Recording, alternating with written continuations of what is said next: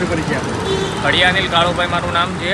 હું વસ્ત્રાલ ગામમાં રહું છું। જ્યારે હું શાંતિપુરાથી મારો પાન પાર્લર હતો ત્યારે હું ત્યાંથી મતલબ મારો સામાન લઈને જતો હતો ત્યારે એક પોલીસવાળાએ મને ઊભો રાખ્યો છે, ટ્રાફિક પોલીસે, અને એમણે મને મારી જોડે લાયસન્સ માંગ્યું। મેં લાયસન્સ આપ્યું છે એમને, અને એ લાયસન્સથી એમણે ફોટો પાડી લીધેલો છે। અને એ હું થોડે આગળ જતાં એમણે મને મારામાં મોબાઈલમાં મેસેજ આવ્યો છે કે ઓનલાઈન મારો મેમો આવ્યો છે। હું ત્યાં હોત તો પણ એમણે મને ત્યાં કોઈ જાણકારી આપી નહીં કે મને મેમો આપે છે એવો, અને એમણે મેમો આપીને હું ત્યાં હોત તો હું ત્યાં ચૂકવત, પણ અત્યારે મારે કોર્ટના ધક્કા થઈ ગયા છે। મારે અત્યારે 500 રૂપિયાના બદલે મારે 10,05,000નો મેમો આવ્યો છે, જે તમે આ જોઈ શકો છો।